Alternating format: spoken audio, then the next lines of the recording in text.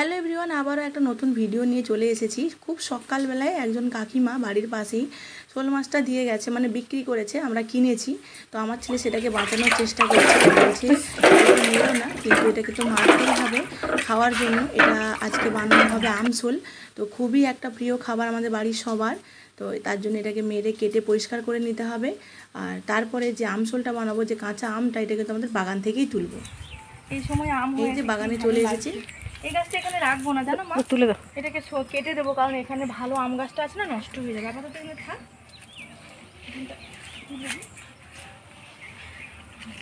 এই দেখো মা, কত দেখি কেমন আম হয়েছে, দেখো। এটা কিন্তু কাঁচাই হবে, তুলতে কি মায়া লাগছে, কিন্তু কি করব, শোল মাছ এসেছে মানে আম শোল তো করতেই হবে। কটা আছে গো দেখি? এইটা একটু বড় আছে, মা বড়টাই নেই, নাহলে এতগুলো মাছের তো হবে না। আর আছে কটা? একটা, এই দেখো মা, এই যে একটা, দুটো, তিনটে, চারটে, পাঁচটা, ছটা। বেশ হয়েছে তো। কত ছোট গাছটা বলো। হ্যাঁ দেখো কত ছোট, তুলেই নি মা, জানো, মায়া করে। কোনটা দেখো বড়, সেটা ভালো দেখে তুলে, বড় দেখে তুলে না।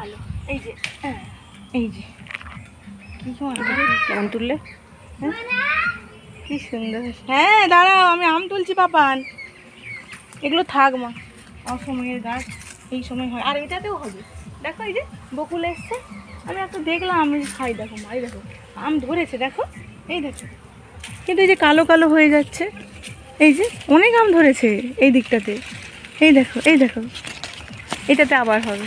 চলো, একটাতে আশা করছি হয়ে যাবে। একটাই তুললাম, মায়া লাগে। এই যে দেখো, আমি একটা আম তুলে নিলাম, এবার চলে যাবো, এটা কেটে নেব।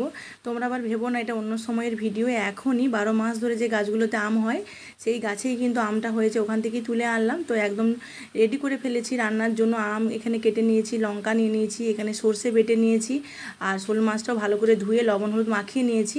এবার আমি মাছটা এখানে ভেজে নেব। আমশোল খেতে কী যে ভালো লাগে। অ্যাকচুয়ালি শোল মাছের তেল ঝাল আর আমশোলটাই কিন্তু সবথেকে বেশি ভালো লাগে। নর্মাল যদি তোমরা আলু পটল দিয়ে ঝোল বানাবে ভাবো, তাহলে কিন্তু অতটাও খেতে ভালো লাগে না। খাওয়া যাবে না নয়, কিন্তু অতটাও টেস্টি মনে হয় না। আমার কাছে তো এটাই সবথেকে ভালো লাগে, যে আমশোলটা, মানে শোল মাছ যদি টক টক জাতীয় কিছু হয় না, সবথেকে বেশি ভালো লাগে। তোমরা চাইলে কিন্তু দই দিয়েও বানাতে পারো শোল মাছটা, সেক্ষেত্রেও কিন্তু খুব সুন্দর লাগবে। আমি একদম ভালো করে ভেজে নিচ্ছি। আর আমার ছেলের জন্য তো নর্মাল এমনি ভাজা দিতে হবে, ও তো আর টক জাতীয় জিনিস খেতে পারবে না। তো একদম ভেজে নিলাম। আম তো কাটাই ছিল, তোমরা দেখে নিয়েছো। কড়াইতে তেল দেওয়ার পরে 5 ফোড়ন শুকনো লঙ্কা দিলাম, তারপরে আমগুলো দিয়ে দিলাম। এটা কাঁচা পাকা আম, তো এটা একটুখানি ভেজে নেব, একটু লবণও দিয়ে দিলাম।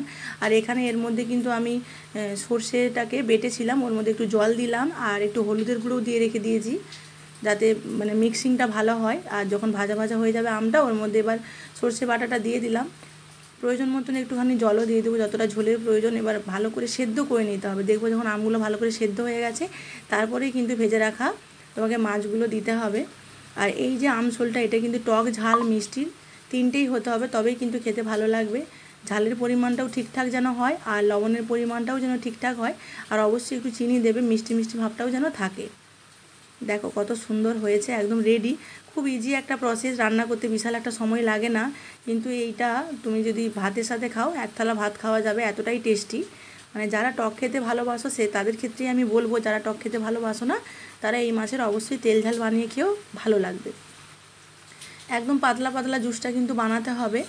পুরোপুরি আমার রেডি। কেমন লাগলো রেসিপিটা অবশ্যই জানিও।